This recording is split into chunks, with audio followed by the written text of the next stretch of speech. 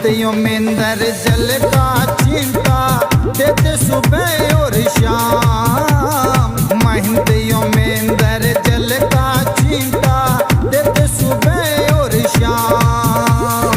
धाम मनो ना श्याम धनी का है सच्चा दरबार, होता पल में बेड़ा पार। चिंता लगे आरती का, होता पल में बेड़ा पार। चिंता लगे आरती का।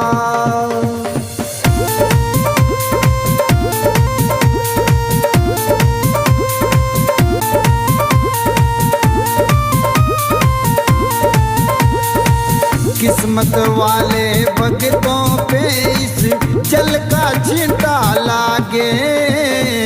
किस्मत वाले भक्तों पे इस जल का छींटा लागे।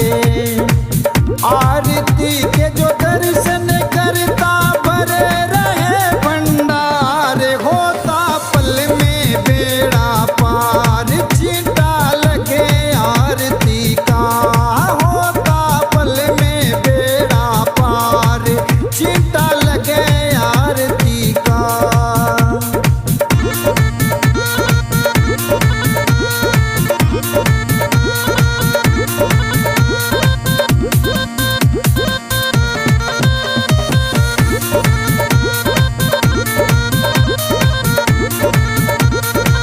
जिस घर में इस पावन जल का हो जाता परिवेश, जिस घर में इस पावन जल का हो जाता परिवेश।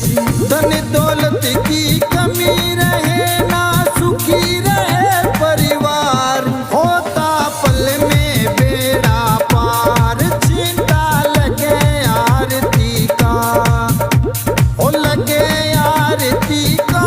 यो चिंता लगे आरती का, होता पल में बेड़ा पार। चिंता लगे आरती का।